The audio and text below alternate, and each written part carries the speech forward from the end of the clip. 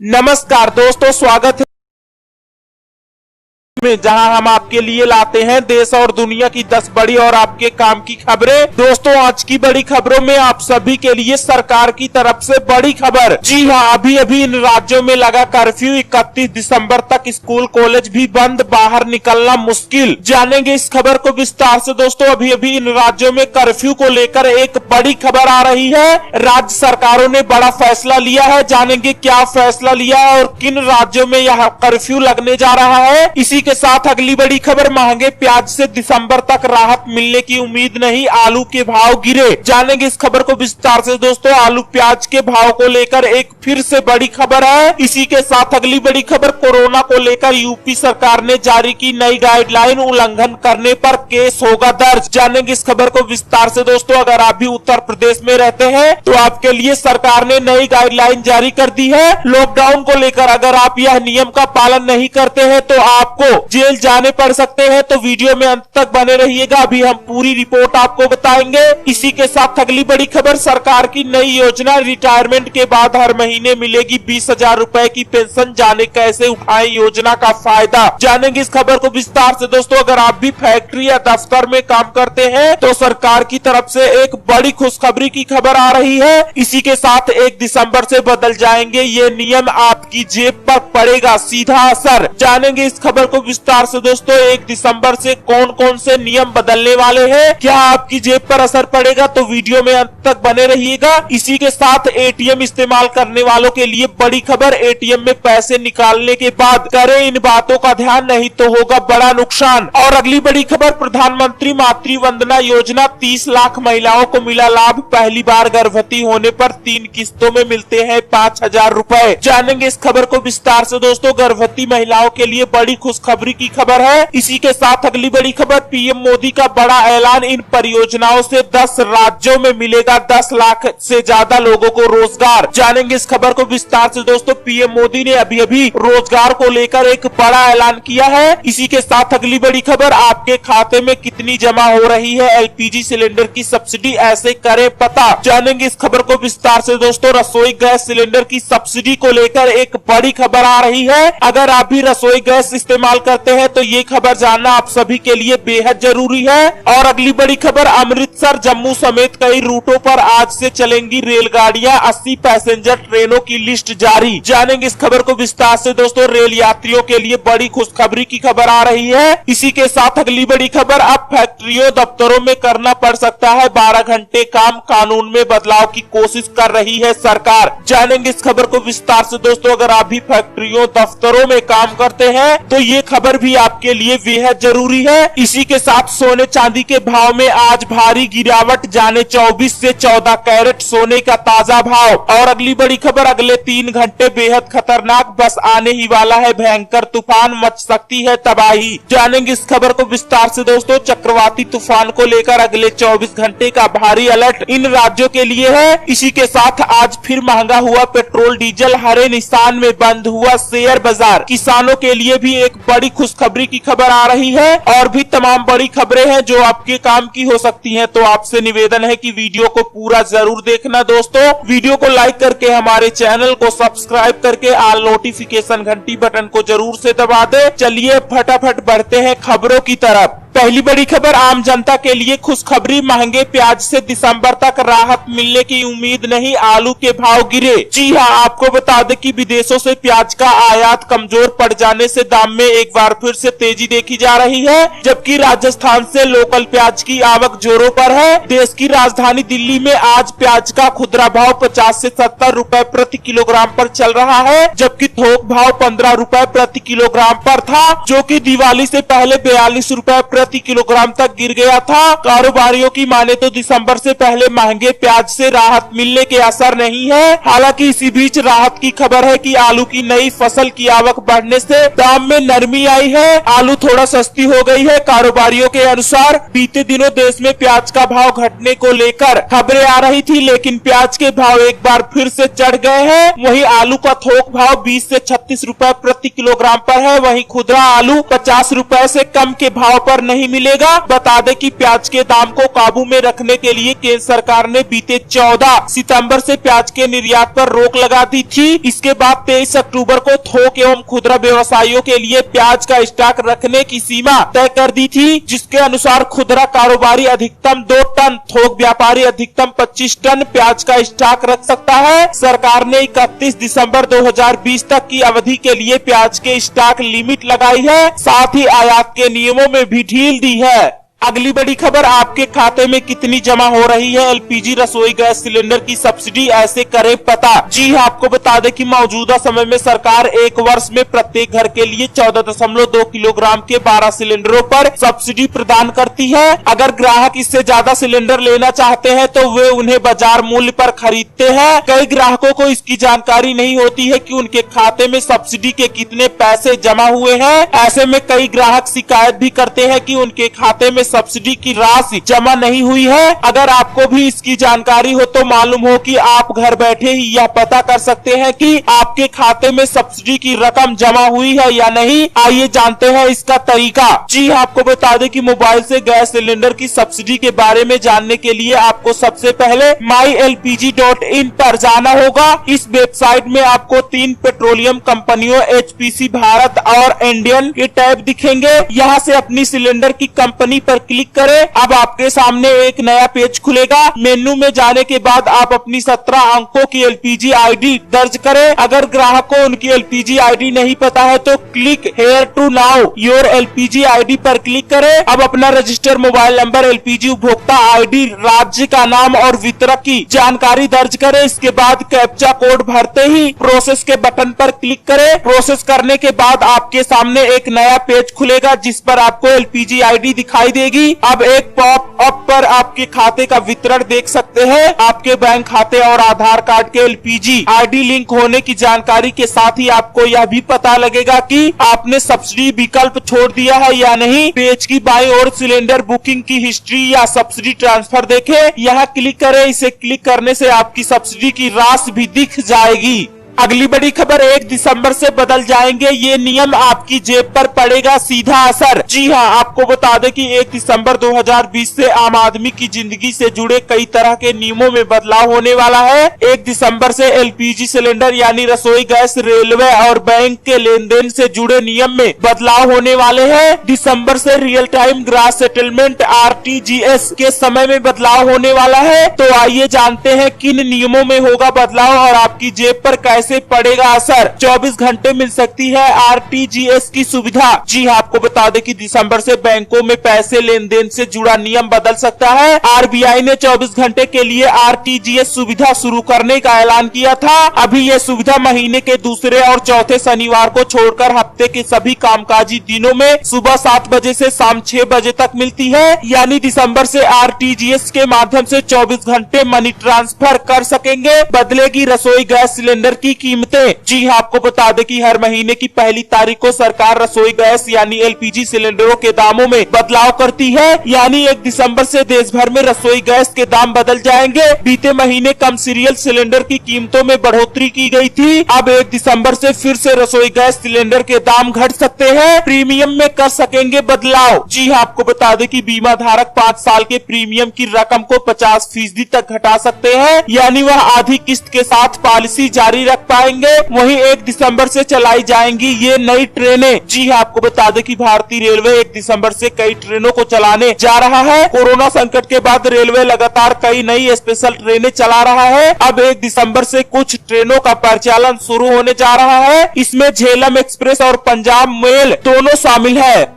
वहीं अगली बड़ी खबर, अभी अभी इन राज्यों में लगा कर्फ्यू। 31 दिसंबर तक स्कूल कॉलेज भी बंद, बाहर निकलना मुश्किल। जी हाँ, आपको बता दें कि इन राज्यों में 15 दिसंबर तक सभी तरह के सामूहिक कार्यक्रमों पर रोक रहेगी। इस दौरान कोई धार्मिक, राजनीतिक और सांस्कृतिक कार्यक्रम नहीं होंगे। नाइट कर्फ्यू की शुरुआत मंगलवार से शुरू हो गई है। इसके अलावा कैबिनेट मीटिंग में स्कूल और कॉलेज को लेकर भी अहम फैसला लिया गया है। सरकार ने 31 दिसंबर तक राज्यों में सभी शिक्षण संस्थानों को बंद रखने का फैसला किया है। आपको बता दें कि नाइट कर्फ्यू का फैसला इससे पहले गुजरात, राजस्थान और मध्य प्रदेश की सरकारें कर चुकी है। जानकारी के लिए बता दें कि गुजरात के अहमदाबाद में 3 दिन का नाइट कर्फ्यू लगा था, तो वहीं मध्य प्रदेश के इंदौर, भोपाल, ग्वालियर, रतलाम और विदिशा में 21 नवंबर से नाइट कर्फ्यू घोषित कर दिया गया। ये नाइट कर्फ्यू अगले आदेश तक जारी रहेगा। कोरोना वायरस के बढ़ते प्रकोप को देखते हुए गुजरात, राजस्थान और मध्य प्रदेश के कुछ शहरों में नाइट कर्फ्यू के बाद अब हिमाचल प्रदेश के भी 4 जिलों में नाइट कर्फ्यू की घोषणा कर दी गई है। बीते सोमवार को राज्य सरकार की कैबिनेट मीटिंग में कोरोना की रोकथाम से संबंधित कई अहम फैसले लिए गए हैं, जिसमें राज्य के 4 जिले नाइट कर्फ्यू की घोषणा में है। जिसमें राज्य के 4 जिलों में नाइट कर्फ्यू की घोषणा भी अहम फैसला था।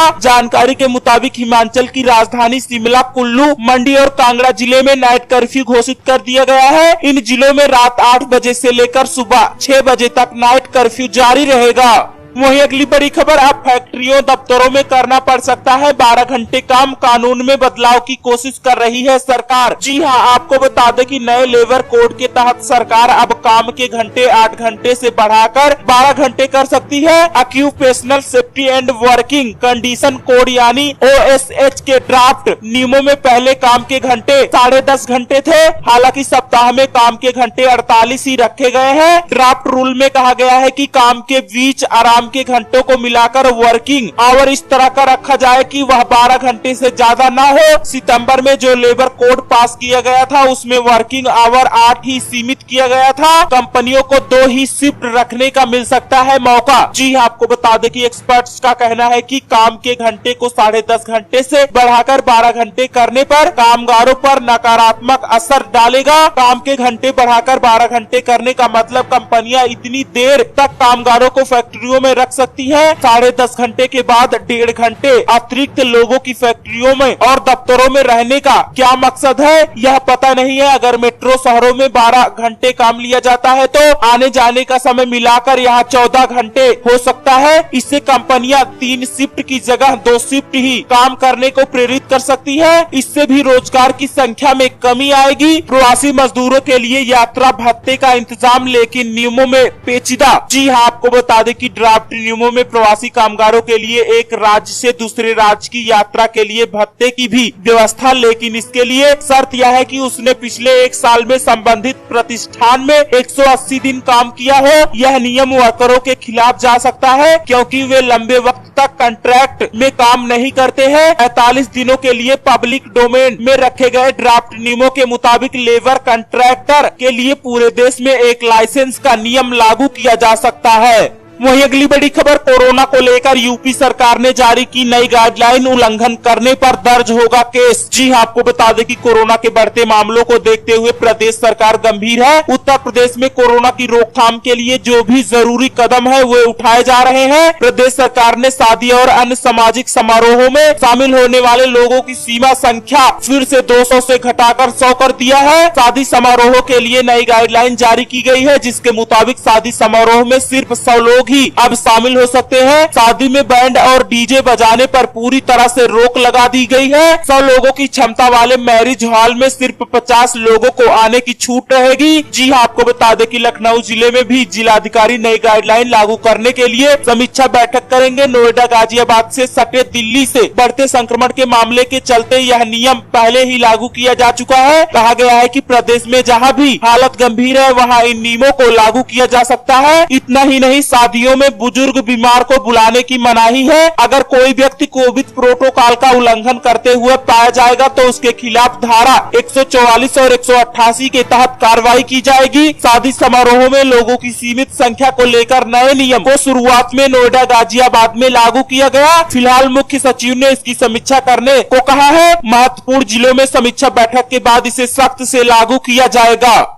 वहीं अगली बड़ी खबर, रिटायरमेंट के बाद हर महीने मिलेगी 20,000 रुपए की पेंशन, जाने कैसे उठाएं योजना का फायदा। जी आपको बता दें कि रिटायरमेंट के बाद हर व्यक्ति चाहता है कि उसे पेंशन मिले। पहले सरकारी नौकरियों में ही रिटायरमेंट के बाद पेंशन मिलती थी, लेकिन अब लोग रिटायरमेंट के बाद पेंशन का इंतजाम खुद कर सकते हैं। सरकार ने नेशनल पेंशन सिस्टम की शुरुआत की थी, जिसको पहले सरकारी कर्मचारियों के लिए शुरू किया गया था। हालांकि बाद में प्राइवेट सेक्टर के लोगों को भी इससे शामिल किया गया है। इस योजना के तहत निवेश कर आप रिटायरमेंट के बाद 1000 रूपए से 20,000 रूपए प्रति महीने पेंशन की व्यवस्था कर सकते हैं। क्या है नेशनल पेंशन सिस्टम? जी आपको बता दें कि केंद्र सरकार ने जनवरी 2004 में सरकारी कर्मचारियों के लिए नेशनल पेंशन सिस्टम शुरू किया था, लेकिन 2009 में यह योजना सबके लिए खोल दी गई। इस योजना के तहत व्यक्ति को नियमित तौर पर निवेश करना होता है। 60 साल की उम्र पूरी होने पर उसे जमा हुई राशि का एक हिस्सा मिल जाता है और बची हुई राशि वह नियमित तौर पर पेंशन के रूप में मिल सकता है। जी आपको बता दें कि अगर कोई व्यक्ति नेशनल पेंशन सिस्टम के तहत 5,000 रूपए महीने का निवेश करता है तो उसे रिटायरमेंट के बाद हर महीने 20,000 रूपए की पेंशन मिलती रहेगी और उसे बुढ़ापे में परेशानी नहीं झेलनी पड़ेगी। यह पेंशन जीवन भर मिलती रहेगी। वहीं अगली बड़ी खबर, एटीएम से पैसे निकालने के बाद बाहर आने से पहले इन बातों का रखे ध्यान वरना होगा बड़ा नुकसान। जी आपको बता दें कि एटीएम से पैसे निकालने के बाद क्या करना चाहिए यह सभी को जानना बेहद जरूरी है। कुछ ऐसी बातें हैं जो आपको बताना चाहते हैं जो आपको एटीएम में जाने के बाद पैसे निकालने पर ध्यान में रखनी है। पैसे निकालने के बाद एटीएम मशीन चेक कर ले, यानी कि आपके कार्ड की प्रक्रिया पूरी हो गई है या नहीं। पैसे निकालने के बाद एटीएम कार्ड याद से निकाल ले। एटीएम में मास्क, चश्मा, टोपी, एयरफोन पहनकर न जाए। यदि आप एटीएम से पैसा निकाल रहे हैं तो पहले पैसे निकालने वाली जगह चेक कर ले और साथ ही पासवर्ड एंटर होता है ठीक उसके ऊपर हाथ लगाकर चेक कर ले कि कोई गड़बड़ी तो नहीं है। पैसे निकालने के बाद पैसे एटीएम से बाहर निकलने से पहले पर्स में रख ले। अक्सर चोर लोग एटीएम के आसपास ही होते हैं और वे लोग एटीएम में जाने वाले इंसान पर नजर रखते हैं, इसलिए एटीएम से पैसे निकालने के बाद अंदर ही पैसों को अपनी पर्स में रख ले, नहीं तो आपको भारी नुकसान हो सकता है। वही अगली बड़ी खबर, प्रधानमंत्री मातृ वंदना योजना, अब तक 30 लाख महिलाओं को मिला लाभ। पहली बार गर्भवती होने पर 3 किस्तों में मिलते हैं 5,000 रूपए। जी आपको बता दें कि प्रधानमंत्री मातृ वंदना योजना के तहत पहली बार गर्भवती होने वाली 30 लाख महिलाएं अब तक लाभान्वित हो चुकी है। कोविड-19 के दौरान महिलाओं के इस लाभ से बहुत राहत मिली है। इस योजना के अंतर्गत प्रथम बार गर्भवती होने पर महिलाओं को उनके खाते में सरकार के द्वारा 5,000 रूपए 3 किस्तों में दी जाती है। प्रथम किस्त गर्भ धारण करने के बाद जल्दी से जल्दी योजना का फॉर्म भरने व पोर्टल पर रजिस्ट्रेशन होने के उपरांत 1,000 रूपए व दूसरी किस्त गर्भवती महिला को अपनी प्रसव पूर्व जांच होने पर और 2,000 रूपए एक तीसरी किस्त प्रसव के उपरांत बच्चों को सभी टीके लग जाने के उपरांत 2,000 रूपए दिए जाते हैं। प्रधानमंत्री मातृ वंदना योजना का लाभ लेने हेतु प्रथम बार गर्भ धारण करने वाली पात्र महिला लाभार्थी राज्य स्तर से जारी हेल्पलाइन नंबरों पर व क्षेत्रीय कार्यकर्ता एवं ANM की मदद ले सकती है। योजना के तहत सहायता धनराशि पात्र गर्भवती के बैंक खाते में ही भेजी जाती है, इसलिए प्रथम बार गर्भवती होने वाली महिलाओं के पास आधार कार्ड एवं बैंक में खाता होना अनिवार्य है। ऐसे में आंगनबाड़ी कार्यकर्ताओं से पहले मिले और इस योजना पर रजिस्ट्रेशन करवाएं और योजना का फायदा उठाएं।